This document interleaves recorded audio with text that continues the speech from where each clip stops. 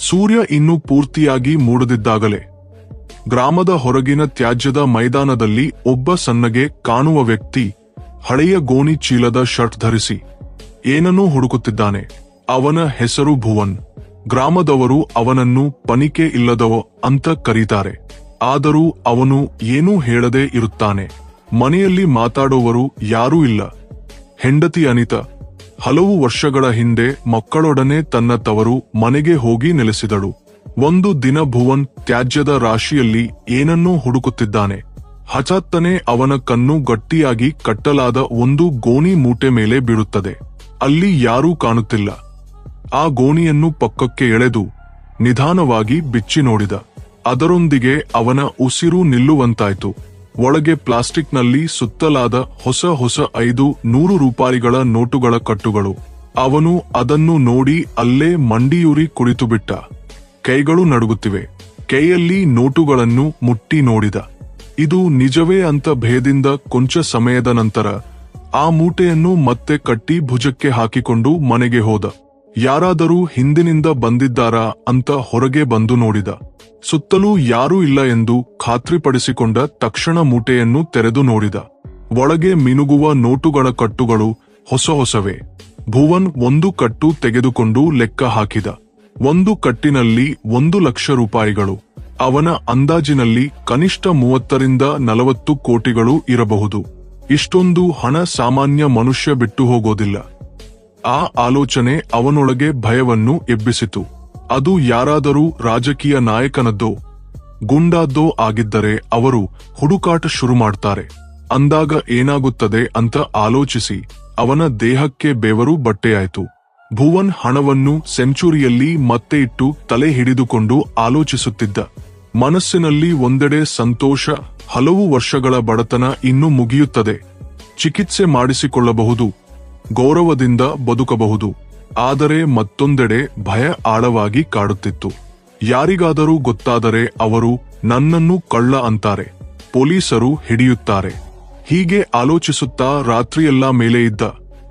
ನಾಳೆ ಒಂದು ಕಟ್ಟು ತೆಗೆದು ಚಿಕಿತ್ಸೆ ಮಾಡಿಸಿಕೊಂಡರೆ ಯಾರಿಗೂ ಗೊತ್ತಾಗುತ್ತದೆ ಅಂತ ಯೋಚಿಸಿದ. ಅಂತೆಯೇ ಆಸ್ಪತ್ರೆಗೆ ಹೋದ. ಡಾಕ್ಟರ್ ಮೊದಲ ಬಾರಿಗೆ ಅವನನ್ನು ಗೌರವದಿಂದ ಕೂರಿಸಿದ. ಔಷಧಗಳನ್ನು ಕೊಟ್ಟು ಚಿಕಿತ್ಸೆ ಸಾಧ್ಯ ಎಂದು ಹೇಳಿದ. ವರ್ಷಗಳ ನಂತರ ಭುವನ್ ಮುಖದ ಮೇಲೆ ನಿಜವಾದ ನಗು ಬಂತು. ಅವನು ಅರ್ಥ ಮಾಡಿಕೊಂಡ, ಇದು ಧನ ಸಂಪತ್ತಲ್ಲ, ಪರೀಕ್ಷೆ. ಮರುದಿನ ಭುವನ್ಗೆ ಹೊಸ ಬೆಳಗು. ಬಹಳ ಕಾಲದ ನಂತರ ಕನ್ನಡಿಯಲ್ಲಿ ತನ್ನ ಮುಖವನ್ನು ಗಟ್ಟಿಯಾಗಿ ನೋಡಿಕೊಂಡ. ಮುಖ ದುರ್ಬಲವಾಗಿದ್ದರೂ ಕಣ್ಣುಗಳಲ್ಲಿ ಆಶಯ ಬೆಳಕು ಕಾಣುತ್ತಿತ್ತು. ತೆಲಿವಾಗಿ ಕೆಲಸ ಮಾಡಿದರೆ ಎಲ್ಲವೂ ಬದಲಾಗುತ್ತದೆ ಅಂತ ಯೋಚಿಸಿದ. ಮೊದಲು ತನ್ನ ಮನೆಯನ್ನು ದುರಸ್ತಿ ಮಾಡಿಸಿಕೊಂಡ. ಸ್ವಲ್ಪ ಹಣ ತೆಗೆದುಕೊಂಡು ಕಾರ್ಮಿಕರನ್ನು ಕರೆದು ಮೇಲ್ಚಾವಣಿ ಬದಲಾಯಿಸಿದ. ಕೆಲವೇ ದಿನಗಳಲ್ಲಿ ಮನೆ ಸರಿಯಾಯಿತು. ಪಕ್ಕದ ಮನೆಯವರು ಆಶ್ಚರ್ಯಪಟ್ಟರು. ಅಯ್ಯೋ, ಈ ತ್ಯಾಜ್ಯ ಸಂಗ್ರಹಿಸುವವನು ಒಂದೇ ಸಾರಿ ಹೇಗೆ ಬದಲಾದ ಅಂತ. ಕೆಲವು ವಾರಗಳ ನಂತರ ಅವನು ಮುಂದಿನ ಹೆಜ್ಜೆ ಇಟ್ಟ. ಗ್ರಾಮದ ಮುಖ್ಯ ರಸ್ತೆಯಲ್ಲಿ ಒಂದು ಸಣ್ಣ ಕಿರಾಣಿ ಅಂಗಡಿ ತೆರೆದ. ಮೊದಲ ದಿನ ಅಕ್ಕಿ, ಬೇಳೆ, ಉಪ್ಪು ಮಾತ್ರ ಇಟ್ಟ. ಸ್ವತಃ ಅಂಗಡಿಯಲ್ಲಿ ಕುಳಿತುಕೊಂಡ. ಬಂದವರಿಗೆ ನಗುತ್ತಾ ನಮಸ್ಕಾರ ಮಾಡಿದ.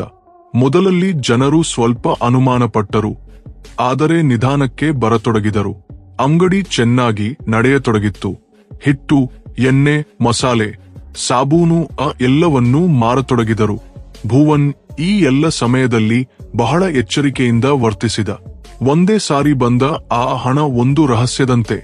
ಆದರೆ ಅವನು ಎಂದೂ ಆ ವಿಷಯ ತೋರಿಸಲಿಲ್ಲ. ಅವನಿಗೆ ಗೊತ್ತು, ಸ್ವಲ್ಪವೂ ಮಿನುಗಿದರೆ ಜನರು ಪ್ರಶ್ನೆಗಳನ್ನು ಕೇಳತೊಡಗುತ್ತಾರೆ ಅಂತ. ಆದ್ದರಿಂದ ಬಹಿರಂಗವಾಗಿ ಅವನು ಇನ್ನೂ ಅದೇ ಸಾಧಾರಣ ಅಂಗಡಿಯವನಂತೆ ಕಾಣುತ್ತಿದ್ದ. ಪ್ರತಿ ಗ್ರಾಹಕನಿಗೆ ನಗುತ್ತಾ ಏನು ಬೇಕು ಅಂದಯ್ಯ ಅಂತ ಕೇಳುತ್ತಿದ್ದ. ಕೆಲವೊಮ್ಮೆ ಊರಿನ ಹಿರಿಯಮ್ಮಂದಿರು ಭುವನ್, ನೀನು ಬಹಳ ಬದಲಾದೆ ಅಂತ ಹೇಳುತ್ತಿದ್ದರು. ಅವನು ಕೇವಲ ನಗುತ್ತಾ ಸುಮ್ಮನಿರುತ್ತಿದ್ದ. ಕೊಂಚ ಕಾಲದ ನಂತರ ಆ ಮೂಟೆಯಿಂದ ಸ್ವಲ್ಪ ಹೆಚ್ಚು ಹಣ ತೆಗೆದುಕೊಂಡು ಒಂದು ಸಣ್ಣ ಗೋದಾಮು ಆರಂಭಿಸಿದ. ಸರಕು ಸಾಗಿಸಲು ಹಳೆಯ ಟ್ರಕ್ ಖರೀದಿಸಿದ. ಈಗ ಕೇವಲ ಮಾರಾಟಗಾರ ಮಾತ್ರವಲ್ಲ, ಸರಬರಾಜುದಾರನೂ ಆದ. ಗ್ರಾಮದಲ್ಲಿ ಜನರು ಈಗ ಅವನನ್ನು ಭುವನ್ ಸಾಹೇಬ್ರು ಅಂತ ಕರೆಯತೊಡಗಿದರು. ಅವನು ಒಬ್ಬ ದೊಡ್ಡ ವ್ಯಾಪಾರಿಯಂತೆ ಆದ. ಆದರೆ ಈ ಬೆಳವಣಿಗೆಯ ಪಯಣದಲ್ಲಿ ಒಂದು ಭಯ ಯಾವಾಗಲೂ ಅವನೊಳಗೆ ಇರುತ್ತಿತ್ತು. ರಾತ್ರಿ ಅವನು ಆ ಗೋಣಿ ಬಳಿ ಕುಳಿತು ಯೋಚಿಸುತ್ತಿದ್ದ. ಯಾವಾಗಲಾದರೂ ಈ ರಹಸ್ಯ ಬಯಲಾಗುತ್ತದೆ ಅಂತ ತಕ್ಷಣ ತಾನೇ ಸಮಾಧಾನ ಮಾಡಿಕೊಳ್ಳುತ್ತಿದ್ದ. ಇಲ್ಲ, ಇದು ನನ್ನ ಅದೃಷ್ಟ. ನಾನು ಯಾರ ಹಕ್ಕನ್ನೂ ಕಸಿಯಲಿಲ್ಲ. ಕಾಲದೊಂದಿಗೆ ಭುವನ್ ಕೂಡ ಬದಲಾದ. ಭುವನ್ ಈಗ ನಂಬಿಕೆಯಿಂದ ತುಂಬಿ ಹೋಗಿದ್ದ. ಆದರೆ ಇದು ನಿಜ, ಬೆಳವಣಿಗೆಯಲ್ಲೂ ಒಂದು ಆತಂಕ ಅವನೊಳಗೆ ತುಂಬಿ ಹೋಗಿತ್ತು. ಒಂದು ಸಾಯಂಕಾಲ ಅವನು ಅಲಸಿ ಅಂಗಡಿಯಿಂದ ಮನೆಗೆ ಬಂದಾಗ ತನ್ನ ಮನೆ ಮುಂದೆ ಇಬ್ಬರು ನಿಂತಿದ್ದಾರೆ. ಬೇರೆ ಯಾರೂ ಅಲ್ಲ, ಅವನ ಹೆಂಡತಿ ಅನಿತಾ ಮತ್ತು ಇಬ್ಬರು ಮಕ್ಕಳು ಈಗ ದೊಡ್ಡವರಾಗಿದ್ದಾರೆ. ಆದರೆ ಅವರ ಮುಖದಲ್ಲಿ ಸಂಕೋಚ, ನಾಚಿಕೆ ಕಾಣುತ್ತಿತ್ತು. ಅನಿತಾ ಕಣ್ಣೀರು ತಡೆದು, ಭುವನ್, ನಾವು ತಪ್ಪು ಮಾಡಿದ್ವಿ. ಸ್ಥಿತಿಗತಿಗಳು ಬಲವಂತಪಡಿಸಿದವು. ನಿನ್ನನ್ನು ಬಿಟ್ಟು ಹೋಗುವುದು ಸರಿಯಲ್ಲ ಅಂದಳು. ಭುವನ್ಗೆ ಆ ದಿನಗಳು ನೆನಪಾದವು. ಆಗ ಅವನು ಅನಾರೋಗ್ಯದಲ್ಲಿದ್ದ. ಆ ಸಮಯದಲ್ಲಿ ಅವನನ್ನು ಬಿಟ್ಟು ಹೋದಳು. ಮನೆಯಲ್ಲಿ ತಿನ್ನಲು ಏನೂ ಇಲ್ಲ ಅಂದಳು. ನಾನು ಇದನ್ನೆಲ್ಲ ತಡೆದುಕೊಳ್ಳಲಾರೆ ಅಂತ ಮಕ್ಕಳನ್ನು ಕರೆದುಕೊಂಡು ಹೋದಳು. ಅದೇ ರಾತ್ರಿ ಭುವನ್ ಜೀವನವೆಲ್ಲ ಚದುರಿ ಹೋಯಿತು. ಈಗ ಅದೇ ಅನಿತಾ ಹತ್ತಿರಕ್ಕೆ ಬಂದಿದ್ದಾಳೆ. ಮಕ್ಕಳು ಮುಂದೆ ಬಂದು, ಅಪ್ಪ, ನಮ್ಮನ್ನು ಕ್ಷಮಿಸಿ ಅಂದರು. ಅನಿತಾ ಮಕ್ಕಳು ಬಂದು, ಈಗ ನಾವು ನಿನ್ನೊಂದಿಗೆ ಇರಬೇಕು ಅಂದರು. ಭುವನ್ ಕಣ್ಣುಗಳು ತುಂಬಿದವು. ತಂಪಾದ ಸ್ವರದಲ್ಲಿ, ನನ್ನ ಬಳಿ ಏನೂ ಇಲ್ಲದಿದ್ದಾಗ ನೀವು ಹೋದಿರಿ. ಈಗ ಹಣ ಬಂದ ಮೇಲೆ ಹಿಂತಿರುಗಿ ಬಂದಿರಿ. ಇದು ಪ್ರೇಮವೇ, ದುರಾಶೆಯೇ ಅಂದ. ಇಲ್ಲ ಭುವನ್, ಈ ಬಾರಿ ನಿಜವಾದ ಪಶ್ಚಾತ್ತಾಪ ಅಂದಳು ಅನಿತಾ. ಭುವನ್ ನಕ್ಕ. ಕ್ಷಮಿಸುವುದು ಸುಲಭ, ಮರೆಯುವುದು ಅಲ್ಲ. ಮಕ್ಕಳು ನನ್ನ ಮಕ್ಕಳೇ, ಅವರ ಭವಿಷ್ಯ ನಾನು ನೋಡಿಕೊಳ್ಳುತ್ತೇನೆ. ಆದರೆ ನಮ್ಮ ನಡುವಿನ ಗೋಡೆ ಎಂದು ಕುಸಿಯದು. ಅನಿತಾ ಮೌನವಾದಳು. ಮಕ್ಕಳ ಕಣ್ಣುಗಳಲ್ಲಿ ಉಪಶಮನ. ಆದರೆ ಭುವನ್ ಹೃದಯದಲ್ಲಿ ಹಳೆಯ ಗಾಯ ಮತ್ತೆ ಹಸಿರಾಯಿತು. ಆ ರಾತ್ರಿ ಮೂಟೆ ಬಳಿ ಕುಳಿತು ಮೊಂಟಿಯಾಗಿ ಯೋಚಿಸಿದ. ಈ ಹಣ ಗೌರವ, ಹೆಸರು ತಂದಿತು, ಆದರೆ ಮನಸ್ಸಿಗೆ ಶಾಂತಿ ತರುತ್ತದೆ. ಪ್ರಶ್ನೆ ಗೋಡೆಗಳಲ್ಲೇ ನಿಂತುಬಿಟ್ಟಿತು. ಕೆಲವು ವಾರಗಳು ಕಳೆದವು. ಅಂಗಡಿ ಸಣ್ಣ ಸಾಮ್ರಾಜ್ಯವಾಯಿತು. ಕಾರುಗಳು, ಗೋದಾಮುಗಳು, ಸರಕು, ಎಲ್ಲವೂ ಬಿಜಿ.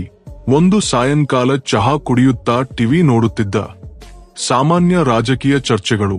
ಹಠಾತ್ತನೆ ಬ್ರೇಕಿಂಗ್ ನ್ಯೂಸ್, ಎಂಎಲ್ಎ ಮನೆಯಲ್ಲಿ ಕಳ್ಳತನ. ಒಬ್ಬ ಕಳ್ಳ ಹಣ ಕದ್ದು ಪರಾರಿಯಾದ. ಪೊಲೀಸರು ಹಿಂದಟ್ಟುತ್ತಿದ್ದರೂ ಹಣದ ಜಾಡ ಸಿಗುತ್ತಿಲ್ಲ. ಭುವನ್ ಹೃದಯ ಒಂದು ಸಾರಿ ಗಟ್ಟಿಯಾಗಿ ಬಡಿದುಕೊಂಡಿತು. ಚಹಾ ಕಪ್ ಕೈಯಲ್ಲಿ ನಡುಗಿತು. ಆ ಕಳ್ಳ ತಾನೆ.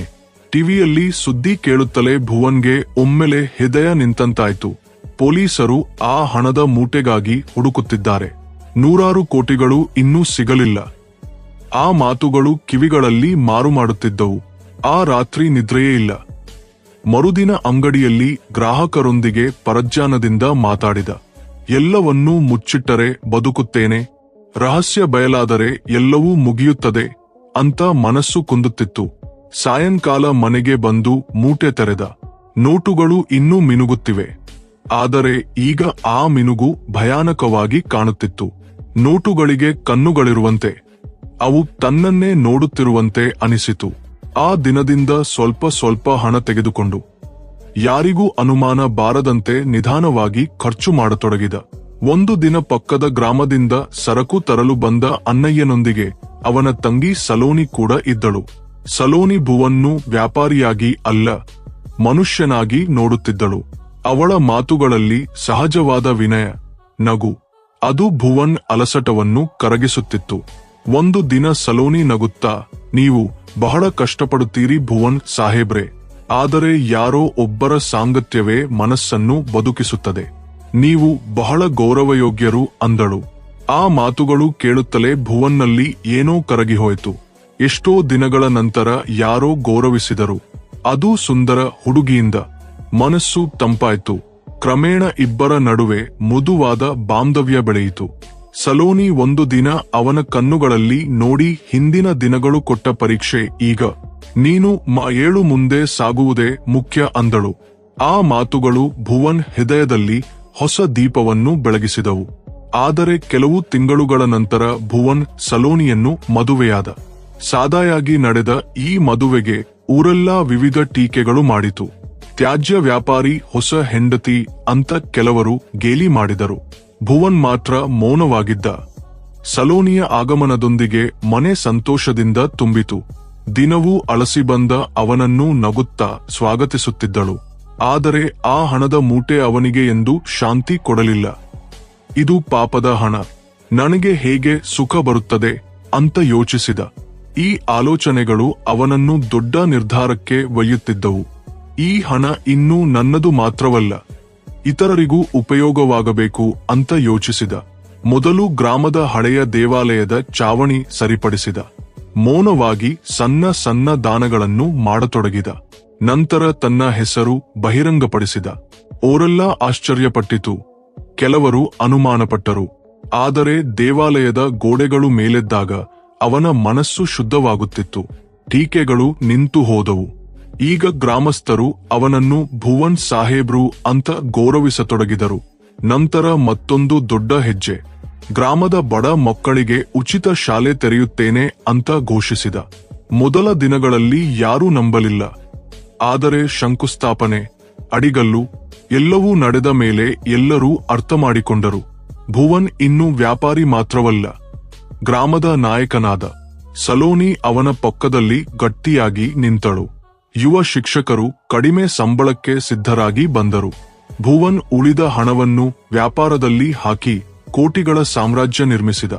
ಆ ಹಳೆಯ ಮೂಟೆ ಇನ್ನೂ ಅಗತ್ಯವಿಲ್ಲದ್ದಾಯಿತು. ಆದರೆ ಅವನು ಎಂದೂ ದೇವರಿಗೆ ಕೃತಜ್ಞತೆ ಹೇಳುವುದನ್ನು ಬಿಟ್ಟಿಲ್ಲ. ಬಡವರಿಗೆ ಸಹಾಯ ಮುಂದುವರಿಸಿದ. ಮೊದಲ ಹೆಂಡತಿ, ಮಕ್ಕಳಿಗೆ ಲಂಡನ್ನಲ್ಲಿ ದೊಡ್ಡ ಬಂಗಲೆ, ಹೋಟೆಲ್ ಕಟ್ಟಿಕೊಟ್ಟ. ಅವರು ಸಂತೋಷದಿಂದ ಬದುಕುತ್ತಿದ್ದಾರೆ. ಭುವನ್ ಕತೆ ನೋಡಿದರೆ ನಿಜಾಯಿತಿ, ಪಶ್ಚಾತ್ತಾಪ, ಒಳ್ಳೆಯತನದ ಮಧ್ಯೆ ಮನುಷ್ಯ ಎದುರಿಸುವ ಹೋರಾಟ ಅರ್ಥವಾಗುತ್ತದೆ. ನೀವು ಭುವನ್ ಸ್ಥಾನದಲ್ಲಿ ಇದ್ದರೆ ಏನು ಮಾಡುತ್ತಿದ್ದೀರಿ? ಆ ಹಣದೊಂದಿಗೆ ಒಳ್ಳೆಯದನ್ನೇ ಮಾಡಿದನೆ? ಕಾಮೆಂಟ್ನಲ್ಲಿ ಹೇಳಿ. ಇಂತಹ ಹೃದಯಸ್ಪರ್ಶಿ ಕತೆಗಳು ಮತ್ತೆ ಕೇಳಬೇಕಾದರೆ ಚಾನಲ್ ಸಬ್ಸ್ಕ್ರೈಬ್ ಮಾಡಿ. ಜೈ ಹಿಂದ್, ಜೈ ಭಾರತ್.